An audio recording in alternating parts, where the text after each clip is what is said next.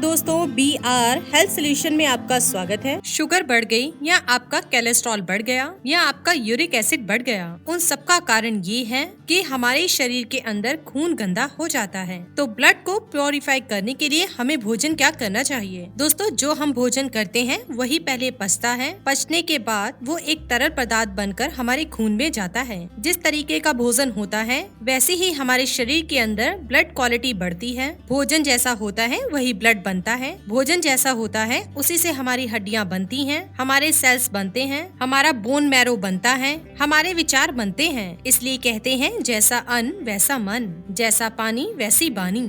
इसलिए पूरा भोजन के ऊपर डिपेंड करता है। Quality of life, quality of blood. और जितनी भी शरीर में गंदगी पैदा होती है और उसको स्वच्छ रखने के लिए अगर हम प्राकृतिक भोजन लेते हैं तो कभी भी हमारे शरीर में ऐसी अवस्थाएं पैदा नहीं होती हैं। प्राकृतिक भोजन यानी कि आपको इस तरीके का भोजन लेना चाहिए जो प्राणमय भोजन हो, विटामिन मिनरल एंजाइम से भरा हो, फाइबर से भरा हुआ हो, तो वो आंतों को साफ रखता है। लेकिन आपके ब्लड को प्योरीफाई करने के लिए एसिड एल्कालाइन दो तरह का भोजन होता है। जितना अन्न है उसे हम एसिड भोजन कहेंगे और एल्कालाइन फल सब्जियां जितनी भी हैं, कच्ची जितनी भी चीजें, अंकुरित वगैरह, उसे हम एल्कालाइन कहते हैं। तो जब एसिड कंडीशन बढ़ जाती है तो इसी कंडीशन में बैक्टीरिया ही उसमें सरवाइव कर पाते हैं और वो मल्टीप्लाई होकर के बीमारी पैदा करते हैं। इसलिए बीमार लोगों को एल्कालाइन भोजन पर रखते हैं, यानी कि फल, फलों के रस, सब्जियां, सलाद, उनके रस, अंकुरित दालें और इसी तरीके के भोजन पर रखने से तो वो ब्लड की क्वालिटी को एकदम प्योरीफाई कर देते हैं। जब आदमी स्वस्थ होता है तो 80% एल्कालाइन होता है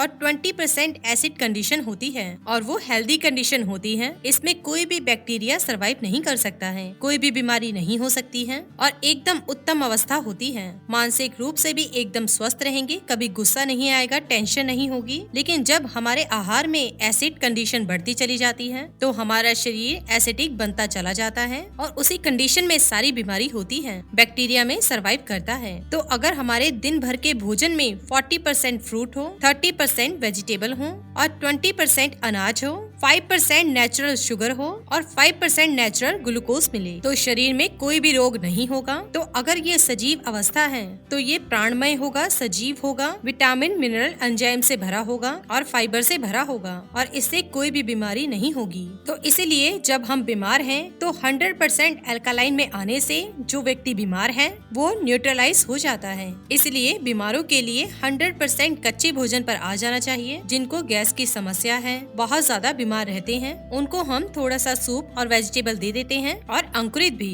तो दोस्तों, कच्चा भोजन वही है जो सजीव हो, यानी कि जितने भी फल हैं उसको साफ करके धो करके उसका जूस निकाल सकते हैं। सीधा फल भी खा सकते हैं। तो इसकी मात्रा आपको 40% लेनी चाहिए। वेजिटेबल यानी कि जितनी भी सब्जियां हैं उसको कच्ची अवस्था में सैलेड के रूप में लिया जाए और अगर इस तरीके से हम ले लें तो ये हमारा 30% वेजिटेबल हो जाता है। और अगर हम इसके साथ में थोड़ा सा सूप ले लें और इस तरीके से स्टीम वेजिटेबल ले लें तो ये 20% तक बढ़ा सकते हैं। और अनाज हमें 20% से ज्यादा नहीं लेना चाहिए। अगर हम उसको सजीव लेते हैं तो हम उसको अंकुरित कर लेते हैं तो ये सजीव अवस्था हो गई। और 5% नेचुरल फैट लें। जैसे अगर आप नारियल ताजा लेते हैं, उसको हम खाते हैं, उसको ग्रेट कर लेते हैं, उनका दूध बनाकर बच्चों को दे दीजिए। मूंगफली के अंदर भी नेचुरल फैट है, लेकिन सजीव अनाज को आप भिगो करके अंकुरित कर लो तो 1000 गुना उसकी शक्ति बढ़ जाती है। तो इसलिए बादाम है, मूंगफली है, 5 मगज है, तिल है और नारियल है, इन चीजों में नेचुरल फैट होती है। और 5% नेचुरल शुगर में गुड़ है,